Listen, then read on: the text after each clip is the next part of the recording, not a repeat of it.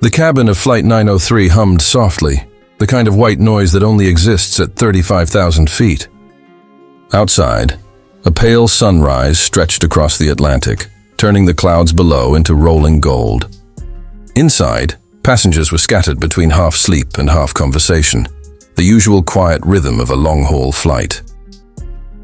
In seat 14A, near the left window, sat a woman who didn't quite belong to that rhythm. She was calm, too calm. No phone, no laptop, not even a book. Just her, the window, and the endless stretch of sky. Her posture was perfectly straight, her eyes occasionally scanning the aisle, the exit signs, the overhead compartments. Not nervously, but with trained awareness. The flight attendants noticed her right away. She was polite, always with a small nod or a soft "thank you," but her tone carried the kind of discipline that made people stand a little straighter around her. She wore a simple gray sweater, jeans, and a black wristwatch that looked military-grade. "Strange, isn't it?" whispered Emma, one of the attendants, as she poured coffee for a passenger 2 rows behind. "She hasn't touched her screen once," replied Jack, her co-worker. "Not even the in-flight map." Emma leaned closer. "She looks military, but too young," Jack shrugged, half smiling. "Maybe she's just tired, or maybe she's someone." The woman didn't notice their curiosity, or perhaps she did but chose not to care.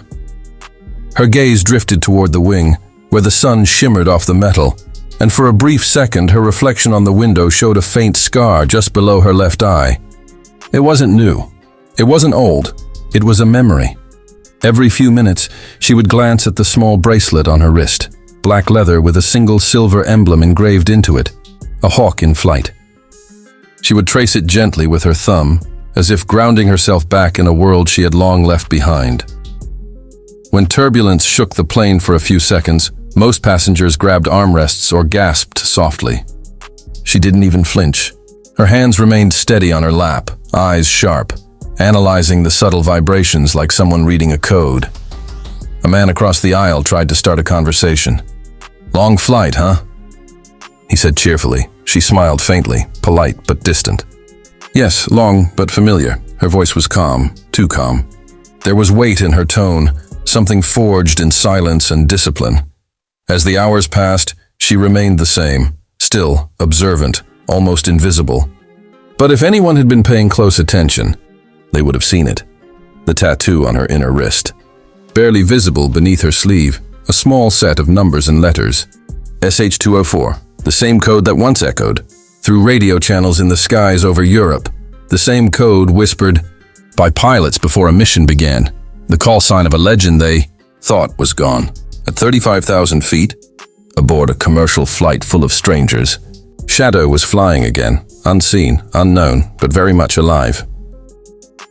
The hum of Flight 903 had settled into a quiet rhythm. Somewhere over the North Atlantic, most passengers were dozing off, lost in movies or the soft lull of the engines. Then, the intercom crackled to life, calm, reassuring, but carrying a tone that made everyone lift their heads. "Ladies and gentlemen, this is your captain speaking. We've been informed by U.S. Air Defense Command that, as a part of standard entry protocol, we'll be joined briefly by 2 F-22 Raptors once we approach the East Coast." The captain paused. Professional, composed, but even his voice held a note of curiosity. "Please don't be alarmed. You may catch a glimpse of them on either side of the aircraft." A murmur spread through the cabin. Phones came out. Passengers pressed faces to the windows. Excitement bubbling in the air. Then, just a few minutes later, they appeared. 2 sleek shapes slicing through the blue, glinting silver in the sunlight. The F-22s cruised parallel to Flight 903, one on each side, so close that even the insignia on their tails could be seen. Gasps rippled through the cabin. Children squealed. A businessman in 12C began filming instantly. But in seat 14A, the quiet woman didn't reach for her phone. She simply turned her head toward the left window, the faintest curve of a smile forming on her lips. Outside, the left-wing F-22 adjusted its formation, dipping slightly to align perfectly with her row. Its tinted canopy caught the sun for a second, and in that reflection, she saw the outline of a pilot's helmet turn toward her. For a heartbeat, Time stopped. The fighter tilted its wings twice, a deliberate, unmistakable gesture. A salute. Passengers thought it was a maneuver for fun, but she knew better. It was a recognition code, one she had used herself years ago. She exhaled slowly, a quiet breath of disbelief mixed with pride. Her hand trembled just slightly as she reached down to her small black carry-on. From within, she pulled out a worn, folded military patch. The fabric was faded, edges frayed, but the emblem was still visible. Shadow Squadron, 204th Tactical Wing. The sunlight caught its threads, glinting faintly like old gold. She laid it gently on her tray table, fingertips resting on the insignia. A flight attendant walking by stopped mid-step, eyes widening. "Is that real?" she whispered. The woman looked up, her expression soft but distant. "It used to be," she said quietly. "A lifetime ago." The F-22 on her side held formation for another moment. Then its pilot gave a small, deliberate nod, one only she could interpret. Her lips moved soundlessly as she mouthed the words, "Still watching the skies." And with that, the jets peeled upward, engines roaring like thunder across the clouds, a breathtaking sound that faded as quickly as it came. The passengers erupted in applause, unaware that the salute wasn't meant for them. It was meant for her, for Shadow, the ghost who once flew beside them. The seatbelt sign chimed softly as Flight 903 began its descent toward Washington, D.C. The cabin lights dimmed, casting a warm glow across tired faces. Most passengers were talking excitedly about the fighter jets that had just vanished into the clouds, their phones filled with shaky videos and wide-eyed disbelief. But one person wasn't talking. In seat 14A, the quiet woman sat motionless, her gaze fixed on the fading trails outside. The faint reflection of her military patch still glimmered on the tray in front of her. Her fingers brushed against it one last time before she tucked it gently back into her bag, almost as if she were burying a piece of her past. Then, the cockpit door opened. The captain stepped out, still wearing his headset.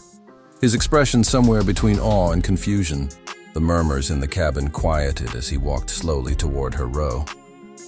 He stopped beside her seat, hesitating for a moment before speaking. "Ma'am," he said quietly, careful not to draw too much attention. The F-22 pilots just radioed in. She turned her head slightly, meeting his eyes with calm curiosity. He swallowed hard. "They said if you're really Shadow, they're honored to fly with you again." For a second, the air in the cabin felt heavier, as if everyone could feel the weight of a name they didn't yet understand. The flight attendants standing nearby exchanged looks. One of them mouthed, "Shadow?" The woman's eyes softened, and a hint of emotion flickered across her face. Nostalgia, pride, and something deeper, something she hadn't let herself feel in years. She nodded once and replied, her voice low but steady. "Tell them, it's good to see my team still watching the skies." The captain hesitated, then gave a small, respectful nod. "Yes, ma'am." He disappeared back into the cockpit, leaving a ripple of silence in his wake. Moments later, a soft roar echoed from outside. Through the window, the passengers watched as one of the F-22s reappeared from the clouds, swooping low beside the plane. Then, with perfect precision, it dipped its wings twice, the same gesture from before. This time, everyone noticed. Phones lifted, gasps spread through the cabin. "What's happening?" someone whispered. "Why is the jet saluting?" another asked. But the woman in 14A knew. That maneuver wasn't just a salute, it was respect. It was a farewell between soldiers who never truly stopped serving, even after the uniform came off. She closed her eyes briefly and whispered, "Good hunting, boys." Outside, the jet's engines roared as it climbed upward, disappearing into a bright stretch of sky. The sound faded, leaving only the hum of the engines and the murmurs of awe behind. The passengers looked at her differently now. Some even applauded softly, though they didn't know exactly why. Only that they were in the presence of someone who had once carried the weight of the sky itself. The quiet passenger, the woman who had said almost nothing the entire flight, had just been recognized by legends in the air. She wasn't a mystery anymore. She was Colonel Shadow, the ghost who once led the very jets that had just bowed to her. The wheels of Flight 903 touched the runway with a soft thud, and a ripple of applause moved through the cabin. Passengers stretched, smiling, relieved to be safely back on the ground after the most unforgettable flight of their lives. But in seat 14A, the quiet woman remained still. Her eyes were fixed on the streaks of sunlight spilling through the window, painting the clouds gold as the aircraft slowed across the tarmac. She could already see the outline of Andrews Air Force Base in the distance, the hangars, the control towers, the same skyline she'd once known by heart. The captain's voice came over the intercom, calm but different this time, softer, almost reverent. "Ladies and gentlemen, welcome to Washington, D.C. Please remain seated until we reach the gate." When the engines wound down, she finally rose from her seat. The patch, Shadow Squadron, 204th Tactical Wing, was safely tucked back inside her bag. Yet she felt its weight as clearly as the medals that once pinned her flight suit. As the doors opened, a sudden hush fell over the front of the cabin. 2 U.S. Air Force officers stood waiting at the jet bridge, their uniforms crisp, their postures impossibly straight. The moment they saw her step into view, they snapped to attention and saluted in perfect unison. A murmur spread through the passengers. Phones lowered. Conversation stopped. The captain stepped out of the cockpit, still holding his hat. His eyes flicked between the officers and the woman, confusion and awe mixing in his voice. "Excuse me, sirs. Who exactly is she?" One of the officers smiled, pride warming his tone. "She's the reason those F-22s are still in the sky, Captain. Colonel Ava Shadow Hayes, retired, but never forgotten." The words seemed to echo down the narrow walkway. A few passengers gasped quietly, others simply stared. Ava, Shadow, offered a polite nod, the kind she once gave after a successful mission. "At ease, gentlemen," she said softly, her voice still carrying that unshakable command. The officers relaxed, though the respect in their eyes never faded. As she stepped into the terminal, the fluorescent lights reflected off the glass walls, and for a fleeting moment her reflection showed not the civilian she'd become, but the pilot she once was, flight helmet tucked under her arm, call sign stenciled across the side of an F-22.